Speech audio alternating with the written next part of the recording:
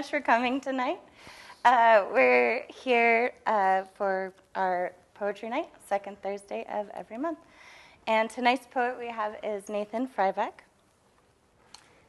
And I'll let you take it away. Thank you all for coming. Thank you. Thanks, everyone, for being here. My name's Nathan. A little bit about myself before I start to read. I'm a native Oregonian. I was born in Medford, raised in Eugene, and I've been in the Portland area for about the last 20 years. I come from a family that's extremely well connected with the past and previous generations.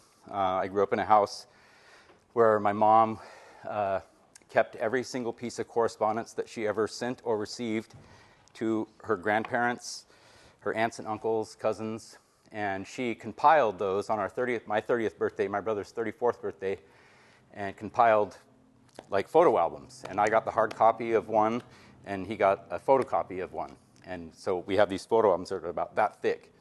And I haven't actually gone all the way through it, but it's pretty much a family history through correspondence from letters from my mom to her grandparents. And growing up in that household with that sort of connection to the past was, at the time I think I kind of took it for granted, but as an adult and having my own kids, I see how valuable that was, and it's really informed a lot of my writing has to do with family, connections to the past, connections to place. I see a lot of power in place, and having grown up in Oregon and spent a lot of time outdoors in nature, that informs my writing as well. And so I guess I'll just jump in. I'm going to start with a piece that and I'd also like to thank Sean Evaningo Sanders, who's the publisher of my book, and for helping facilitate this meeting and introducing me to Courtney. The first piece I'm going to read has to do with the library, so I thought it would be fitting to start with that. It's titled, How I Learned to Love to Read. The shelves at the library toppled over, and all the letters from every book spilled onto the floor right before I walked in. They pooled around my ankles. Punctuation and run-on sentences sopped through to my socks and gurgled right out the door. Towering works of art, gutted and bleeding out onto the stairs, spelling nothing in every language. I scooped up at least 24 books worth into my bag. Lots of people did, sloshing adjectives and adverbs to the bus stop. I felt relieved to finally have something to say. People all over the city had words on them, treading in the verbose flows. Some, with letters like spittle on their chins, were not prepared and nearly drowned in all the thought. By the time my bus crossed the river, it may as well have been in a set of encyclopedias. So much knowledge packed together. A life's stories wait in words on every set of shoulders. At each stop, the rolling book got a bit thinner, people's stories stepping off the bus. Anxious to find what it was I had to say, I got off 3 stops early and poured my bag out onto the grass. A deafening static filled the air, a sound like every word being spoken at once. The ground was verily shaking with an enunciated roar of syllables and articulation. I watched most of the letters vibrate into words and disappear into the soil before they could be made sense of. But the letters that stayed on the surface became the words I've just read, rearranged. Thank you. So I have a strong reverence for libraries and anywhere where knowledge and information is stored and shared and kept. It's a pretty sacred place for me. And then I'm going to read a few selections from my book and then finish with a few things that are newer, maybe in volume 2, we'll see. This first piece I'll read from the book is called From the Mouths of Babes. And a lot of the poems in my book came from, the book is titled Shells in the Sieve. And the title came about because I think as we move through growth, change, and renewal as humans, or life, we're met with certain challenges and adversity that we find our way through. We navigate that. And I think that's the sieve. And I think everyone has a collection of situations and relationships in their lives that are complicated. And I struggled with addiction in my past. And had to spend some time walking through the fire to sort of find my center and make my way out of that. And so a lot of the poems that I've written I consider to be the shells that I brought with me through that experience. And because I have two sons, a lot of my writing is sort of informed by things that they've said or some of the ways that I imagine them thinking as young people. And so this poem's called From the Mouths of Babes. We are at the playground, drawing bison and antelope on the cave walls. In 10,000 years, they will come and wonder how we hunted. You could etch the mark for each of us, and they might think there was a war. They'll find our bones first anyway. From a million fires, a culture encoded in a carbon-scoured sky is now spreading amongst the stars. Let's leave this bottle cap to throw them off. While they map the ocean floor, we could still be running barefoot through the stream. Just kind of a playful thing. And let's see. And here's one I call Talisman. My grandfather was a logger, and he was a very strong person, very strong presence in my life, huge influence on my adulthood. And this is about him.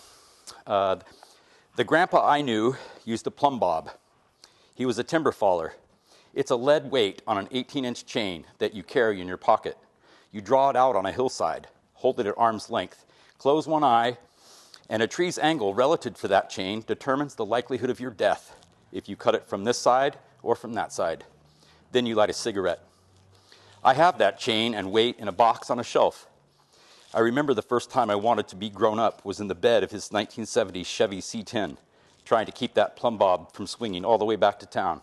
It was coated in dust and pitch. My grandpa smelled like leaded gasoline, drove to work on gravel roads, and was most content in exhaustion.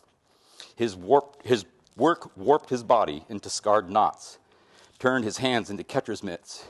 The dents in his hard hat were not for show. If I slept on the couch, I could see him in the dark kitchen filling a giant green thermos, red-topped socks, and waxed canvas pants that could stand without anybody in them. Night would barely be finished when he drove into the hills. In summer, we could go with him, but only if we played in the road. I could build the Rocky Mountains with Tonka trucks and gravel by lunch.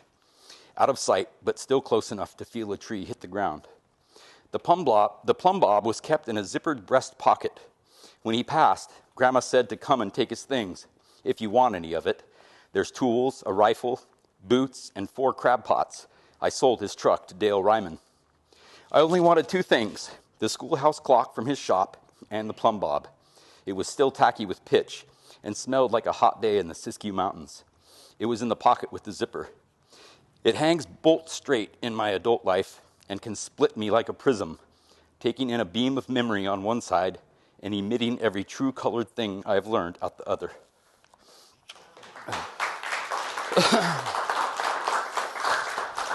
Thank you. This piece is called Naked Against the Rain. My family history includes my ancestors are Lower Columbia Chinook from the Shoalwater Bay Indian Reservation, of which my family are members. And this is about my ancestors, naked against the rain. Having circled up their canoes on the shore, seal, salmon, and the stacking of oars, 6 rows of 8, they now stand naked against the rain, hewing blocks for building from the natural cycles, building structures for culture with salmon and the sea as the mortar and spade. The bluebacks run at dawn, up the North and Willapa rivers, sliding past in dark and silver braids to their place in the structure, pinned to a scaffold above the fire. And encoded in the swirling tendrils of smoke is the telling of a circle coming closed for the hunter and the hunted.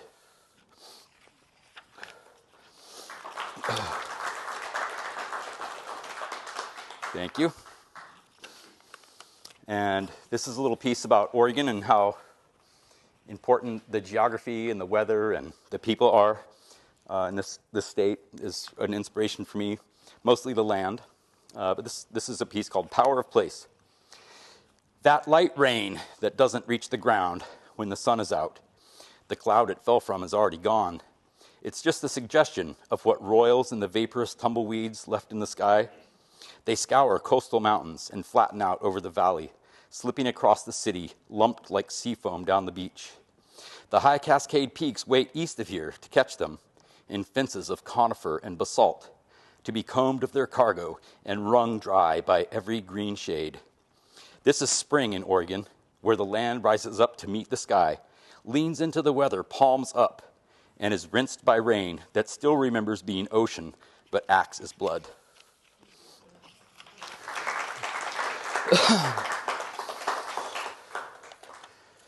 And this one's about rocks. It's about spirituality.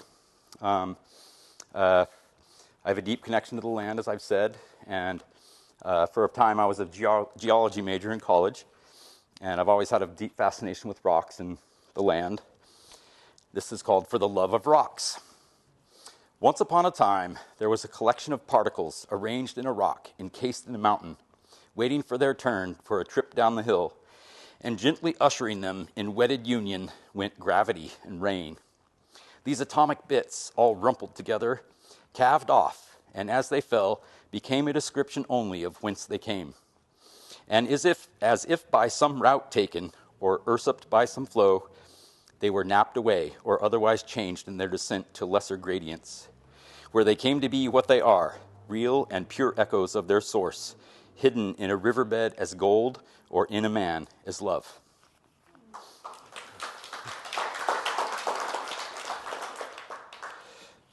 Okay, let's see. So one of the things that kind of helps me keep that connection to the past and family are relics. And like the plumb bob that my grandpa shared with me, I have other things that I've kept from my family, things I've inherited. And one of them is a tobacco oast. And it's a jar lined with cork. My great grandpa used to keep his tobacco in it. And I have that now sitting on a shelf. This is called relics. A burl of myrtle wood from Pistol River that was turned on a lathe and lined with cork sat on my granddad's mantle. He would lift its fitted lid and rest his elbow there, draw his dried tobacco from inside, flannel sleeves rolled up. His lit matches would flame out like tidy meteors above a hearth-shaped earth. He'd play cribbage and smoke on the patio. At his wake, we stirred in quiet groups and took him in. I stood by the rug my aunt and I once built cart houses on, but didn't cry. The swirling grain of the tobacco jar turned waves across its tan and brawny face and made me think of the sea. Grandma let me take it, still airtight, not a scratch.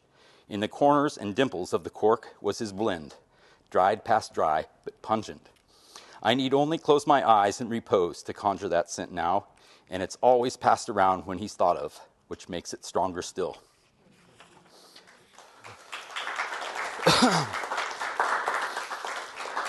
Thank you.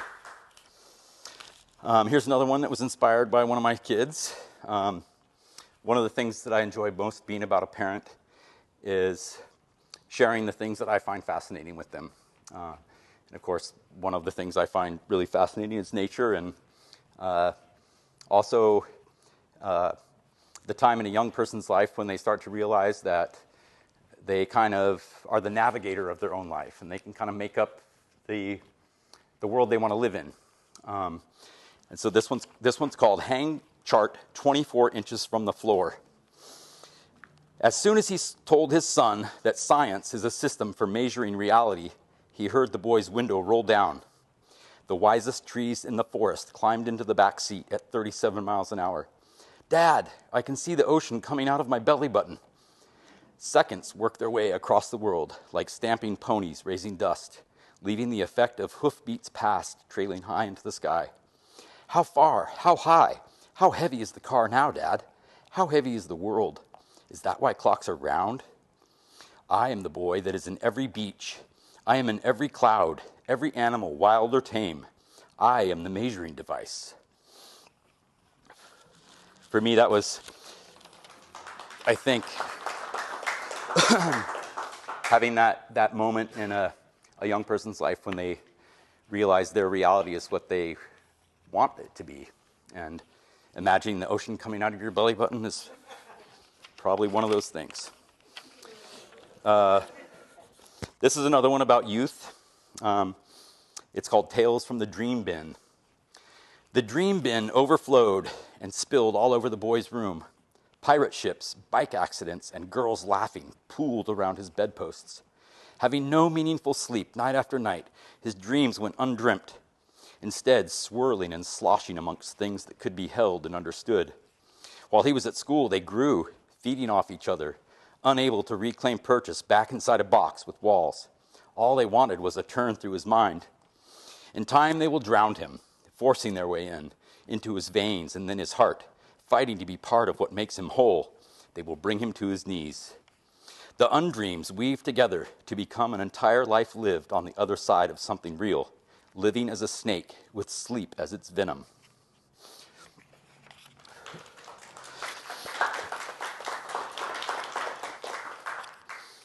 One of the things I forgot to mention earlier, some of the writers that I've been inspired by in the past have people like Gary Snyder, Sherman Alexie, William Stafford, and Robert Frost is an old favorite. And this poem is sort of based on some of the things that he's written in the past. And this poem's called The Hardest Hue. You let me show you how to press flowers in a heavy book, and even though you already knew how, you nodded. There are not enough heavy books in the world to press the flowers I would pick in your name, I could have said.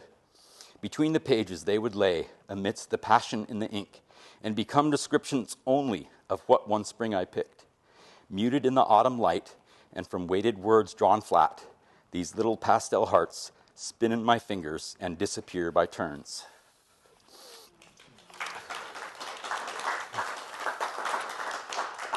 Thank you. Just a couple more in the book here. This one's called Turning of the Hourglass, and this one's inspired by my childhood. We lived on a small farm in the Rogue Valley when I was young, and this is about going back and seeing driving past that property. Turning of the Hourglass. Somewhere along this strand of barbed wire, there's a gate. This rutted road all looks the same. Every 50 paces is an oak stump on the pasture side. The carcass of a tractor sprouts brambles from its chassis, where flickers, juncos, and mice now appreciate its stationariness. It's all just cobwebs on the land.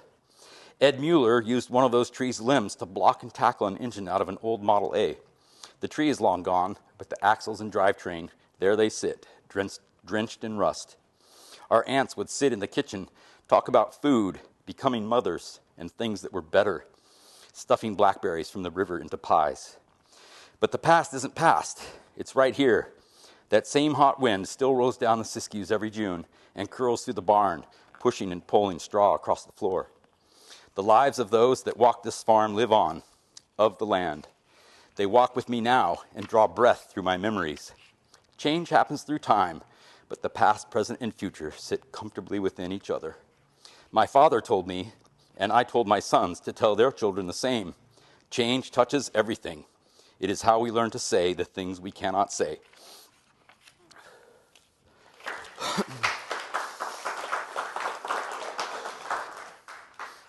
And this is called Galls Creek Road. This is the name of the road that we grew up on in the Rogue Valley. There's a hiss and a rasp to the tall grass, and a barn in the distance, surrounded by wild rhubarb and chickens, hemmed in a small valley, an idyllic place with a stream draining away and down to the Rogue River. Atop a pitch leading down to the big water, there's a path.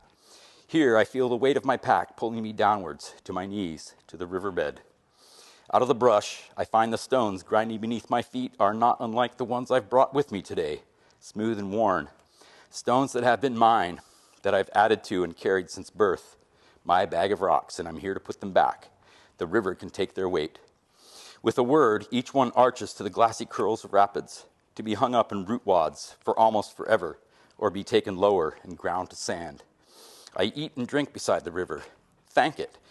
Back up a different path, I find the same overgrown farm, though it's changed somehow, older maybe.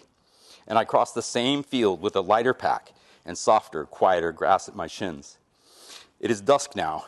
Hours and years have passed since I've been here. The madrone trees, the oak trees, morel mushrooms, tree forts and blackberries, and so many snakes. 3 young brothers hold hands and walk in the dimming light across the field to the barn, dogs loping ahead. So many stories untold. I wonder who they will see when they are men and come back this way with their empty bags of stones. Thank you. And now here's a few things that I'm sort of working on. I think they're pretty much ironed out, but I'm going to share a few things that haven't been published yet. This is a piece that's inspired by my ancestry, and it's called What Nearly Comes to Pass. And it's about, it has to do with me, it has to do with what's it have to do with? It has to do with finding yourself in a situation, for me, that had to do with addiction, and kind of coming to terms with how I navigated that in regards to my family, and how important it was for me to be that person that my family needed me to be. Thunderbird scoured the broad shores to find this spot and crack a man out onto the shoal water. Through embryonic fluid, he sees his family is broken into pieces, stitching up his funeral shroud in the moment of his birth. Generations, longhouse generations. Shells, salmon bones, and ashes stick to his face like so much spittle. It is a place he knows well, the old lodge, the first lodge. His ancestors' canoes still stand upright in the cedars. What place is this for being reborn? His mother's bone needle pierces the nape of his neck, and he is strung up on memorial totem to watch his brethren be pulled by the sea back into this world. What Thunderbird gives, Thunderbird takes away. What place is this for living? The wet, dark longhouse settles further still into the ferns. What place is this for dying? The one-note song plays above a cold hearth, but betrays nothing. So that's kind of sad.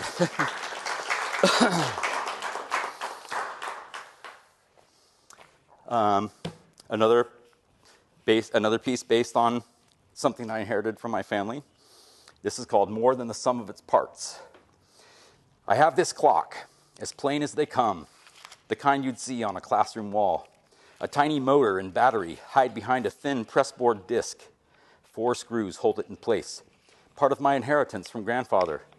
Those huge thumbnails turned these screws every 6 months, 100 times, dialed the hands forward or back. How many events took place based on what this clock read? How many meals served under its dutiful gaze, or ball games watched? My family's history, and future maybe, encoded in its ticking gears. I turn these screws now, and wonder if my grandkids might too someday, having asked after this clock once I've passed. I'll hang it back on its nail in a minute, when this moment passes. Every now and then, time doesn't move in a line at all. Sometimes it's a circle.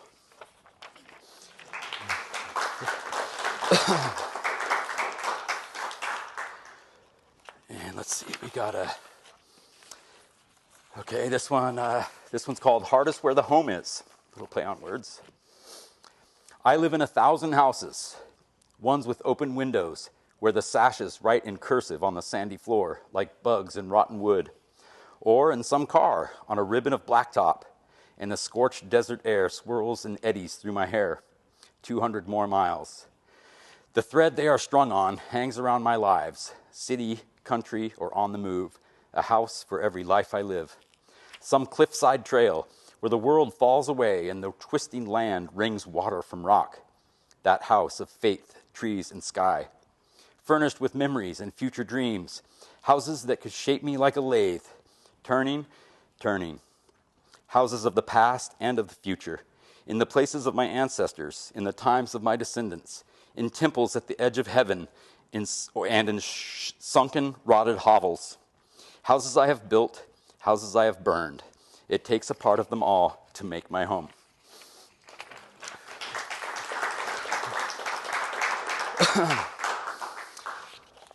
This is one about a really special photograph that I found recently. Was given to me by my mom, and I put it in a book and forgot about it.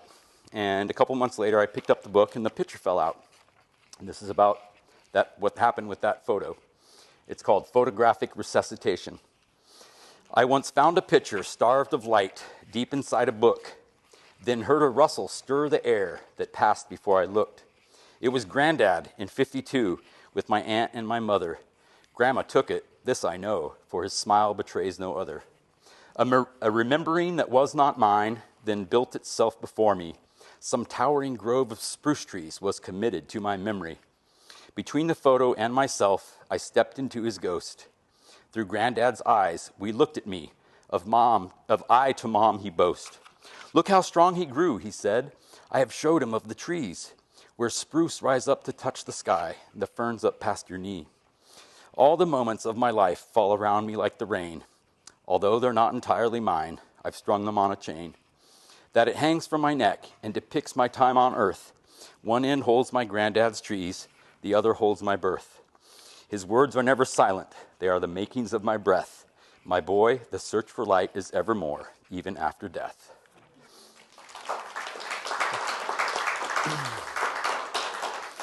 Thank you.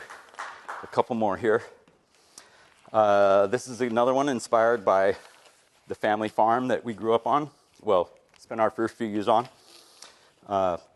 It's called Checking In with the American Family Farm. Half-rusted square nails spiral from the bleached-out posts. Rows of Scotch broom devoured the barbed wire strands between them long ago. The carcass of a barn tries to bury itself, but settles for a blanket of briars. Highest point for 1,000 yards, not a tree, is the denim-polished saddle of a Massey Ferguson 3-speed with its plow, standing sentry over the bones of its farm. Pulled down by 100 winters is everything else. The oak by the road had chains with big hooks, big enough to block and tackle an engine into some old Ford. Knuckles and thumbs of earth have been kneading this spread into digestible parts since the road was paved, and leaving burn barrels, old tires, and ghosts like gristle on its plate. Swallowed up by the land with only a thin memory to reel it to the surface. We cut the line before it snapped, and from on high could see it falling ever stiller.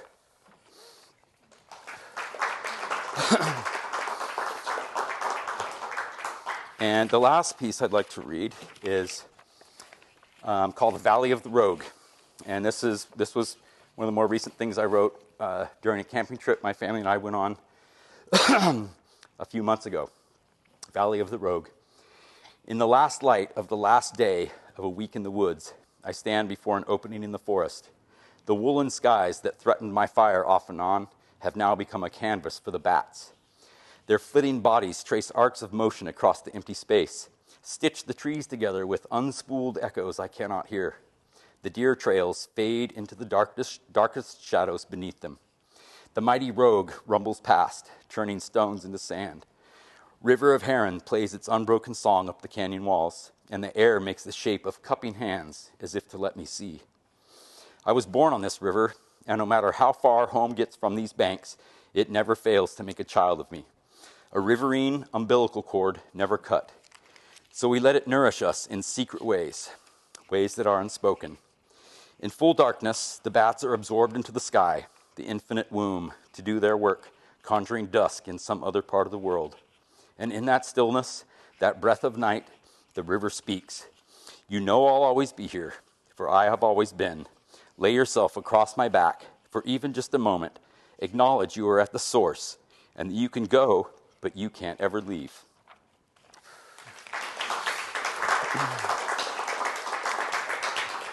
Thank you. Thank you.